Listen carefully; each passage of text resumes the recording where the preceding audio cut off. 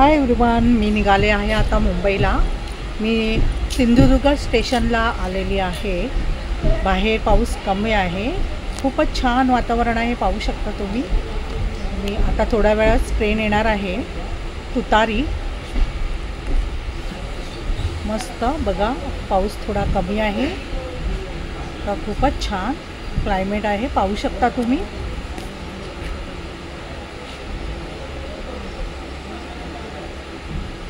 आता थोड्या वेळातच आमची ट्रेन येणार आहे आणि आम्ही मुंबईला निघणार आहोत। खूप छान मस्त।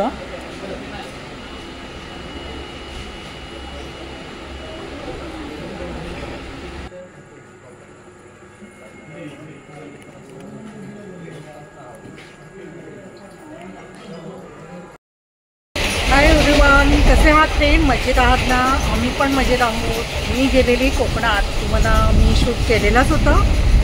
मी बरोबर 5 दिवस कोकणात मी राहिली, मस्त एन्जॉय झाला।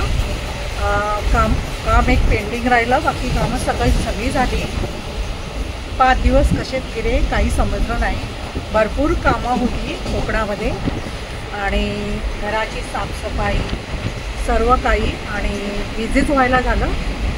पण मजा आली कारण पाऊस भरपूर होता कोकणामध्ये, पाऊस भरपूर आहे। मस्त रात्रीची मस्त अशी झोप लागायची आणि मस्त। आता आम्ही निघताना पाऊस नव्हता, बऱ्यापैकी पाऊस कमी म्हणजे आज झालेला, त्यामुळे आम्हाला आमच्या घरापासून सिंधुदुर्गापर्यंत माझं स्टेशन होतं आणि त्या सिंधुदुर्ग स्टेशनपर्यंत पाऊस नव्हता, त्यामुळे खूप बरं वाटलं। कारण मी थोडं सामान घेतलेलं आहे, मसाले वगैरे पण घेतलेले आहे थोडे मुलाला पाठवायला माझ्या, तर ते भिजू नये म्हणून, पाऊस येऊ नये अशी मी देवाला सांगत होते, पण पाऊस नव्हता आणि मस्त खूप छान असं वातावरण आहे कोकणामध्ये।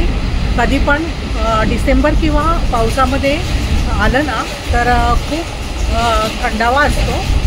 आता लोकांची पेरणी चालू झालेली आहे आणि सगळी लोक बिझी आहेत आणि त्यामुळे आम्ही पण आता 5-6 दिवस अगदी बिझी होते।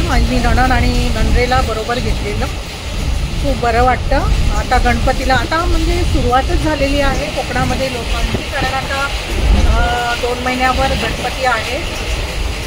गोकुळाष्टमी, त्यानंतर नागपंचमी, गोकुळाष्टमी, हे सर्व गणपती उत्सव, ते सर्व सण आता येत आहेत, त्यामुळे यावर्षी गणपती लवकर आहे। आणि आत्ता TC आलेले, त्यामुळे माझा शॉर्ट हे झाला, तर खूप बरं वाटलं, खूप छान वाटलं। रात्री मस्त झोप लागली आणि आम्ही तर मस्त एन्जॉय केली, जेवण वगैरे गरमागरम।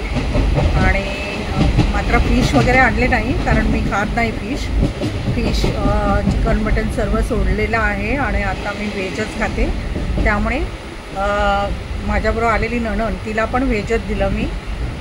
तर आता मी देवाचं वगैरे जास्त म्हणजे स्वामींची म्हणा किंवा हनुमान चालीसा वगैरे वाचते, तर मला खावंसं नाही वाटत नॉनव्हेज, त्यामुळे मी नॉनव्हेज सोडलेलंच आहे जमात।